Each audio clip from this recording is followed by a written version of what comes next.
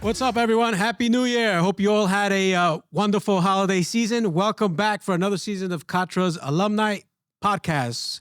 This year marks our 5th year. We started this during the pandemic. And for the first time ever, we're here live in a studio space. Well, sort of live. We're in a little hybrid space. We're in a Zoom with our special guest today. The Katra Alumni Spotlight is brought to you by DigitalOcean. And I want to give a big shout out to Sportsman-like Conduct Studios for allowing us to be here today. So today we have Mr. Randy Wilkins. Randy is a 3-time Emmy Award-winning writer, director, and editor from the Bronx, New York. As a director, Randy's latest effort is helming The Captain, a 7-episode docuseries on New York legend Derek Jeter for ESPN. In addition, Randy directed the series premiere episode of Dear, the show's 2nd season for Apple Plus. He was a segment director on the Oprah and Prince Harry show on mental health, entitled The Me You Can't See. Also for Apple Plus, his commercial work includes the Jackie Robinson Day spot for Major League Baseball and the Pepsi Holiday Give Back. Outside of directing, Randy has served as a lead editor on numerous Spike Lee joints, including She's Gotta Have It and Rodney King for Netflix. But before he blew up, he was a Katra alumni, and we were honored to screen Docket 32357, a short courtroom drama back in the early days of Katra. And we're really happy to have Randy. Randy, I'm so happy to be here with you. How are you, brother? All right. Thanks for having me. Good to see you. Good to see you, too. We've been trying to get you on here, so thank you for making time out of your busy schedule. The first thing I ask all of our alumni is how did you get started in the movie business? I didn't really get in like the traditional way. It was pretty much by mistake. I had suffered like a pretty significant knee injury when I was in college. And right before I got hurt, I needed to fulfill an art credit so I could graduate on time. And the only available course was a video narrative course taught by Mary Haverstick, who was an alum of my college and was a working filmmaker in the area. And at the time, I didn't know that like a kid from the Bronx can make a movie. Everything felt like magic, and I didn't really know that there was a craft behind it. But within the first class that semester, something clicked. Like I understood the language right away, and something just kind of like resided with me. So when I got hurt, I needed to come back and finish my senior year. I wasn't able to graduate on time. So I finished in the fall of 2001, and then 9/11 had happened, obviously. And I didn't want to come back to New York. It was just like too chaotic and too hectic, and there was obviously a lot going on at the time. So I convinced the school to Franklin and Marshall College in Lancaster, Pennsylvania. I convinced the school to let me do a documentary on a Black-owned barbershop in the white area town. Sorry, my dog's barking. I have like a guard dog. Yeah, I convinced them to basically let me do this documentary on this Black-owned barbershop in the white part of the area in the town that the school was in. And it was basically like a test to see if I could actually do this. And it was called 100% Live. I did that. The screening was like sold out. It was packed, and I kind of got the bug for it there. And then the school hired me full time to do more like film work for them. And in that time, I met Spike Lee. So like the 1 in a billionth opportunity to meet one of the legends and greatest directors ever. And I was his host. So wherever he went, I was with him for that period of time that he was at the school. And then he offered to give me a recommendation to attend NYU grad film. And I jumped at the opportunity. Obviously, I was a little shell shocked because I was like, how is this happening? Like, this is crazy. And eventually I got into NYU, and I just started working for Spike while I was at NYU at the same time. So I was kind of I had an agency to pursue filmmaking just because, like I'm 21, 22. What else is there to do? I didn't really want to like get a job at the Hmm. time or go to grad school. So I was like, I kind of fell into this thing that I think I like. So I had the agency and the wherewithal to make stuff. And then I met Spike and showed him some of my work. And then all of a sudden I was at NYU and working for Spike Lee at 40 Acres and working on Inside Man as an editorial intern. So it wasn't something that I set out to do. I didn't even know that that was an option, a career option. I wasn't one of those people that aspired to be a filmmaker. It just kind of happened. And then a lot of like divine things happened to put me in a position to pursue this career, and here I am. That's awesome, and yeah, this in this industry, it's sometimes it's being at the right place at the right time, right? It's like things. Being in the right place at the right time most of the time. So as long as you show that agency and put in the work and show your work and put yourself in a position for those moments to happen and you can take advantage of it, then it's always, being in the right place at the right time. That's awesome. It's funny because I also met Spike. I don't know if I told the story at Brooklyn College. I met him when he was shooting a PSA, and I remember one thing he said to me. He's like, "Run." He's like, "Run." Yeah, I asked him for his number for 40 Acres and a Mule. I was like, "I'm trying to break into the industry because I didn't know. You're a kid from Brooklyn. You're from the Bronx. I'm from Brooklyn. What do you know about this industry? And I asked him. I was like, he's like, "Do you have a pen and paper?" And I left it in the cafeteria. And he's no. He's like, "Run and get it." And I ran and back then before the phone, I wrote it down on a piece of paper. Before he's like, "Fax me your cover letter resume." Stupid me. I was shooting like 2 or 3 student films. I forgot. I faxed it like 6 months later, which you don't do. You want to do. You gotta strike while the iron is hot. Yeah, yeah. He probably his intern probably fell through the in the trash bin and printed it out from the fax machine. And back then, fax machine, who knows? But that's awesome, man. So now you were. So I saw all the prize. I saw Deer. I saw The Captain. Amazing work, dude. That's one of the best documentaries, docuseries I've seen in a long, long time. And talk to me about that. How did that come to how did that fall in your lap? Spike was July of 2020 or June of 2020. So obviously like the height of the pandemic and the world had changed pretty quickly. And, there was still like lockdown stuff going on at the time. And I just pretty much stayed in my house unless I absolutely had to go outside. So I was just watching TV one day and I get this call from Spike and I'm thinking he's hitting me up just to see how I'm doing and checking in with obviously that's going on and that was what he was doing. But he randomly asked me, "Who's your favorite Yankee?" And I was like, "Derek Jeter." But like, what does this have to do with anything? Nobody's playing baseball. Like, there are no Yankees right now. Like, we're in our house. Yeah. And he said, "Well, Derek wants to do a documentary on him." And he approached me about it. And I said that you were the perfect guy to direct it. And I almost dropped the phone because I was just like, one, since when does Derek Jeter like want to do something with the media or like in film and put himself out there like that? Because obviously, Yeah. most of us know that wasn't really his thing. Um, and also like this might be the craziest opportunity of my life so far. So Spike asked me if I was interested. I said yes immediately. I mean, I'd be stupid to say no. And then I met Mike Tolan, who was the producer of The Last Dance on Jordan and the Bulls.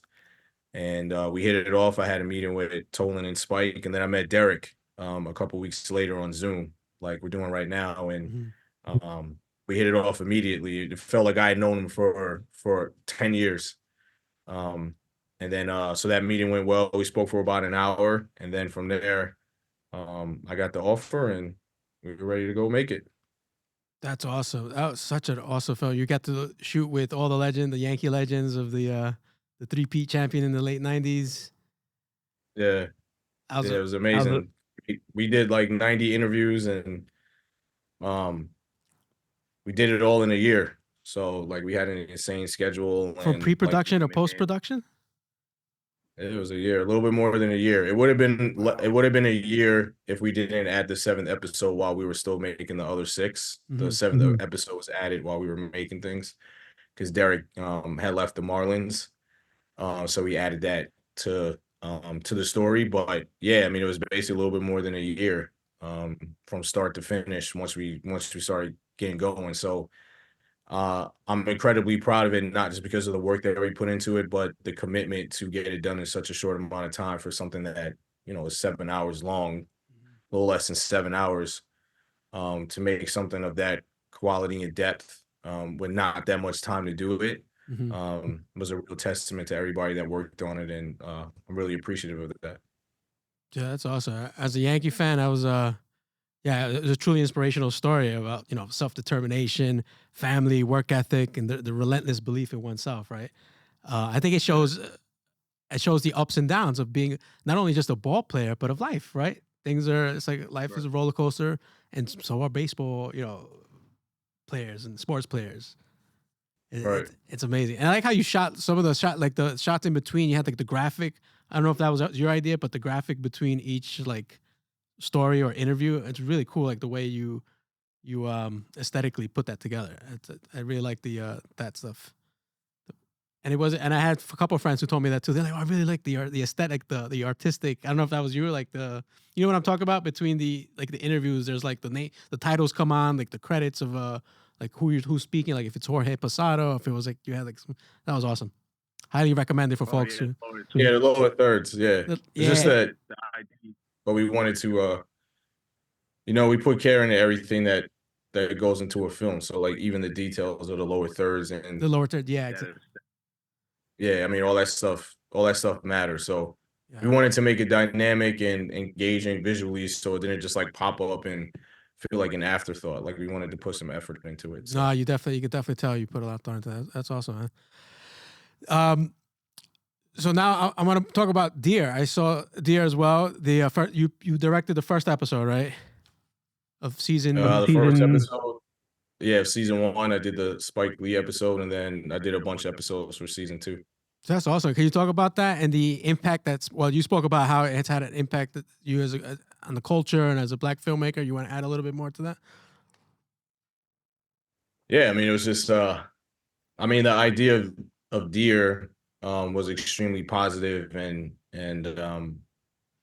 inspirational, and I think that it was a very unique way in connecting audience members to what they call icons. Mm. That was what they call the like main talent of the show. So um, it was inspired by an Apple Watch commercial that Apple had a few years prior, where real life people who had kind of either they had an accident or like a medical emergency, and the Apple Watch helped save their lives or put them in a better position to get over it. And they wrote letters to the Apple Watch detailing their stories of how the Apple Watch kind of saved them.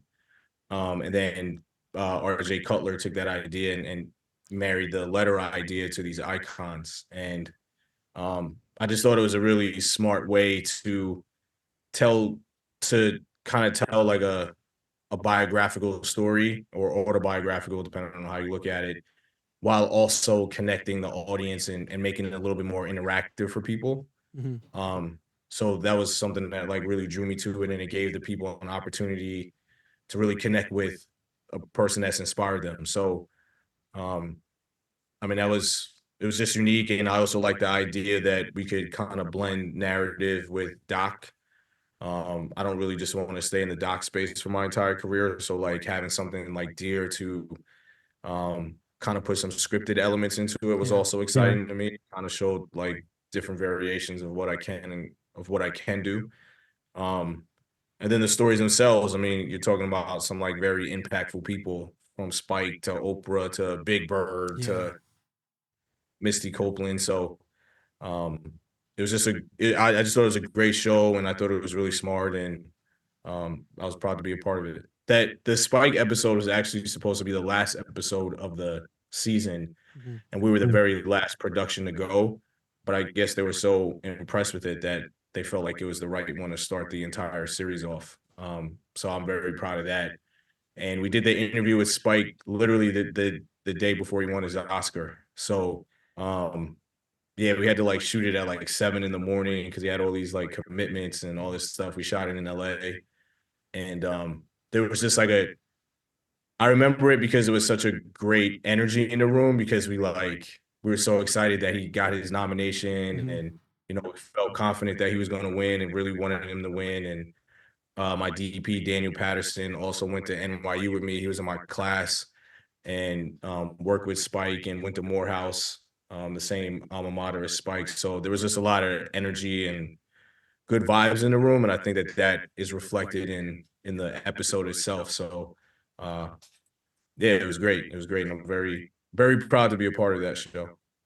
That's awesome. Yeah, it's a awesome show. Highly recommend people check it out, dear. Um, Next, we got to see you in the Oscars, Randy. Yeah, one day. We gotta see one of your narrative. No, I liked, indeed. Yeah, I liked how you got the B-roll shots of the city. You really capture the essence of New York, and Spike. Spike is a New York filmmaker, so everybody knows who you did a great job capturing that, man. Um, Thank you. cool. So you started off as an independent filmmaker, right? Can you talk about some of the challenges you face? Because we get a lot of our audience, folks who tune into this podcast, they're novice filmmakers, up and coming filmmakers. Can you talk about some of the challenges you faced as an independent filmmaker? Any piece of advice that you can share? Yeah, I mean, a lot of it just comes down to resources. It's I don't always think it's about talent or experience. I think there are a lot of talented people out there that have great stories, and um, for any director at any level, experience is going to come as you keep doing it. I mean, I think that's pretty obvious to say, but I think the biggest challenge is just resources. Things are a little bit easier when you have the resources or the financial backing to like do the things that you really want to do. So I think you have to be really resourceful when you're a young filmmaker. And I think that you have to be willing to take on multiple jobs and multiple responsibilities. I think your creativity doesn't just lend itself to what's going to be on the screen, but what's happening behind the scenes and being able to get certain things done. And I think that you have to be a good relationship builder. I think you have to be able to communicate with people, both your crew and vendors or locations or um, prop houses, whatever it is. I think that you have to be able to clearly communicate. And I think that in being a good communicator, you have to one demonstrate a passion for what you're doing, because I think when you're young or when you're starting off new and you're talking to people, if they can tell that you're really committed to what you're doing, I think that there's a tendency to want to help out a little bit more because they know that you're serious about it, that this isn't some BS thing that you're doing or you're trying to take advantage of them. I think you have to be transparent with people about what it is, what you're looking to do, for how long, um, why you need it. I think transparency and clear communication will go a long way in being honest about things and not trying to um, take advantage of people or like trick people, or like Right. try to hustle them. I think that, you know, being straightforward about things and being collaborative, being creative and how like a relationship could work for both sides is always going to make things better for you in the long run. Um, so I think you just have to be resourceful with what you have. And one thing that I did, I mean, I went to film school, so we didn't really have any money. They gave us a little bit, but the rest of it was trying to figure it out on our own. The big thing is that we had access to equipment. So that was obviously one important part of the deal. But I took it on as a challenge. It was like, I know that if I can tell good stories with these limited resources, when I eventually do get great resources, I'll be able to tell an even better story and doing it in a lot of different ways. So part of it was a mindset also. I didn't feel bad for myself. Like I didn't look at it like these limitations or restrictions were going to limit my ability to tell a story in the best possible way. I took it on as a challenge. I figured out creative ways to get things done. And I think that has helped me down the road, because there's a lot of instances where you see like a big project, you see a big film, and it's natural to assume that there aren't the same challenges that you face as a young filmmaker, or when you have limited resources, some of those problems don't exist on the bigger projects. That's not true. Like, you know, you're going to come up across the same old filmmaking issues, when you have a big budget or when you have a low budget. And I think being able to understand how to navigate those issues and always be a problem solver rather than dwelling on the problems will help you in the long way. So, or the long run, excuse me. So, um, I think a lot of it is being resourceful with what you have, building relationships and connections, being honest, being transparent, communicating well, and then taking advantage of what you have and being your best self at that time. And I know some of that stuff is cliche, but I mean, it's cliches exist for a reason. I mean, there's some validity and truth to it as well. So, That's um, true. and if you can find money and more money, or find those people that want to support you in those ways, and take full advantage. Like, don't be shy to get some help. You That's know what I true. mean? And I think Yeah. sometimes that's a big part of it too, that people are embarrassed or they feel like they can do everything on their own. If somebody's willing to help you and they're legit, take the help. It's just going to make Definitely. your films better. It's going to make your process better. It's going to make your experience better. And the other thing I will say too, and this is really important, get talented people, but people that you can work with. Like who your crew is going to be, who your producer is going to be, your editors. Like, every single person that you work with matters and is going to contribute to your work. But you have to be able to get talented people, but people that you get along with, and people that will respectfully challenge or enhance what you have, with your best interest in mind. Not everybody's going to do that. And you can't just take anybody on your team. You can't just take anybody on a journey with you. Like, ultimately it'll be self-destructive because those choices reside with you. So I think another big thing is make sure you get people and collaborators that that want to be a part of the process, want to challenge, and want to collaborate. And you also have to meet that collaboration desire as well. Like, you have to be willing to listen to people and be open-minded. Like, you can have your vision and have your way of seeing things, which is fine, but you want to be collaborative. It's a Mhm. collaborative medium. Like, the people are there, and you get talented people to have their talents enhance what you're bringing to the table. So you always want to keep collaboration in mind. And it's amazing when you have those things come together, how much of a better piece you can create when all those things come together. So collaboration is also key. That's true. That's very true. I mean, communicating, being open minded, and listening. And listen, you mentioned listening, being able to listen to people. I like people that to tell me, "Yo, Joff, yeah, it's not gonna work." I'm like, Yeah. why? Why? What do you mean? Because you have a vision. You're like, "No, I can do it. Like, I know I can get it. This is why." you know? Or they say this might be a different route to get what you want. You know what I mean?